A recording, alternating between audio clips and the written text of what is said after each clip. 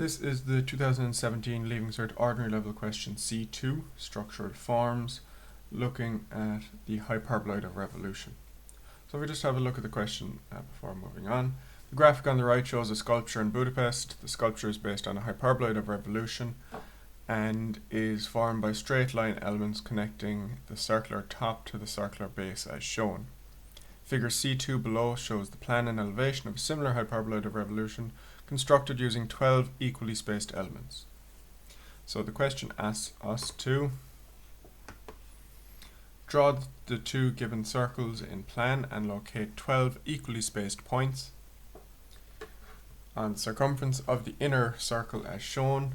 Draw the 12 elements tangential to the inner circle at these points. Part B is to draw the elevation of the structure showing the elements projected from plan, and part C is draw the freehand curves tangential to the elements in the elevation as shown. So basically all we need to do is just set up our hyperboloid of revolution as given here, draw the 12 elements and then draw the curve as best we can with all of that. So now if we have a look at our page, so our question is not particularly tall. It's 130 millimeters in the elevation and the diameter is 100 in plan, so it does fit on an A3 page. So this is the XY line that I'm going to use. It's about halfway on my page, and I'm going to draw the plan down underneath that. So the plan has 100 millimeter diameter for the outer one, for the outer circle, and the inner circle is diameter 60, so radius 30. So we can draw one of those circles.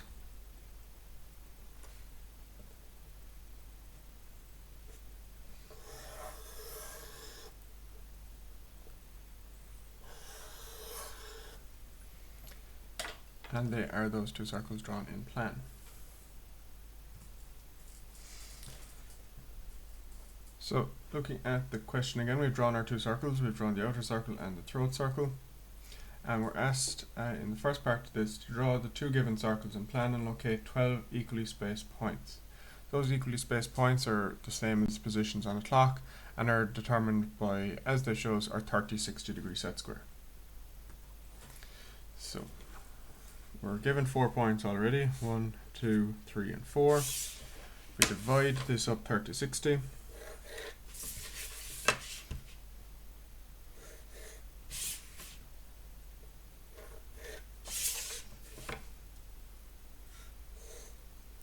And there we have 12 equally spaced points on our curve. So 1, 2, 3, each where it touches the throat circle or the inner circle. What we're going to do now is we're going to go tangential to the circle at each of these points. So the line coming from the center out would be a normal to the tangent. So if my line was at 60, I'm going to draw now one at 30 degrees, which will be perpendicular to that. I'm going to do this for all of them.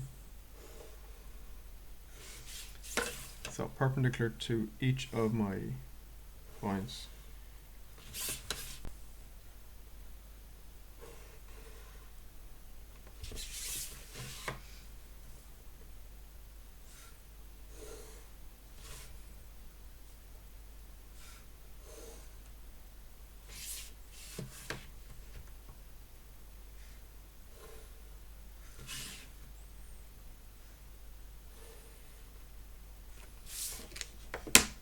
No, so just 4 more, 2 horizontal and 2 vertical.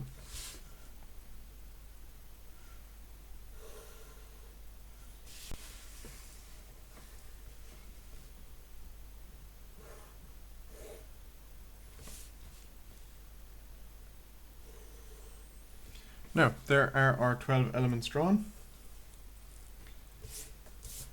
And we need to locate each of these now in the elevation. So 12 lines, all light lines, and we need to find these up here in the elevation. So that's part A of the question completed. To draw the two circles and locate 12 equally spaced points on the circumference of the inner and draw the 12 elements tangential to the inner. That's that's part A of this question completed. Second part of this now is part B, so we're going to be finding this in the elevation. So we are given an altitude for the top, and that's up 130. Throat circle is going to be halfway up 165. So this is the throat circle and 130 to the very top.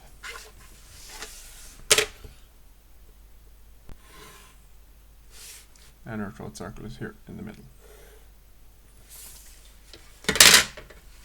Now what we need to do is we need to locate each of these elements in the elevation, and to do that we're just going to bring up its start point and its top point and its bottom point. So this point here, it's on the circumference of the circle, which means it's going to be at the bottom, but it's also at the top, so it's two lines. So taking this point, finding it in the bottom and the top. The other end of that line, you need to find the bottom and top of it. And so join these points together. Again, all light lines.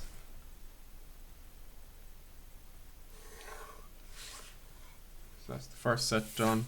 Going to do the same thing now for another set. So if we take this one here, so you need to do each line independently. So just do one line at a time. Don't bring all your points up, it just gets too confusing. So maybe tick them off as you go around. Now, good thing about some of these lines is if we were looking at this one here, this line here is the same line also. So this one and this one have the same start and end point, so they give me the same line.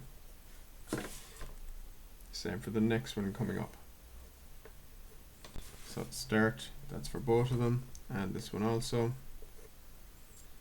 So you can join these two and you're now getting two lines at once also.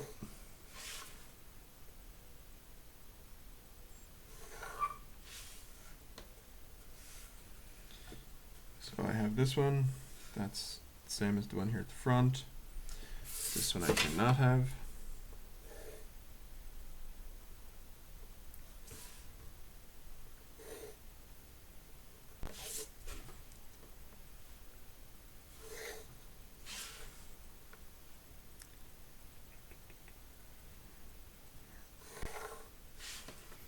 So starting to look correct now.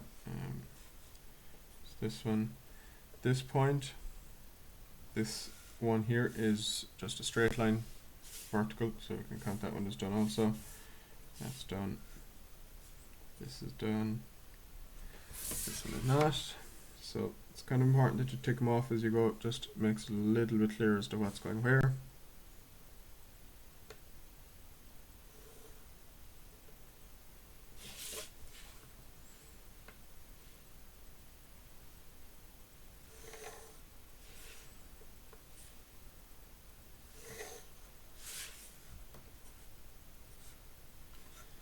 That one is done. That one is done. Yeah, that's all of them. So that's all our 12 elements found, these same 12 elements down here found up in the elevation. So now, so that's completing part B. Part C, the final part of this, we need to draw the freehand curves tangential to the elements in the elevation as shown. So we need to draw a curve that's going to start at this point, come to the point here in the middle, and then come back out to the other point up here up on top. The best way of doing this is to find the midpoint along each section of our line. So from here to here, if we find kind of the midpoint of that line, that gives me somewhere there. Halfway between here and here is there. Halfway between here and here is that point. Between here and here is this point. And there and there. And that we'll kind of aim to have our curve touch off those points. So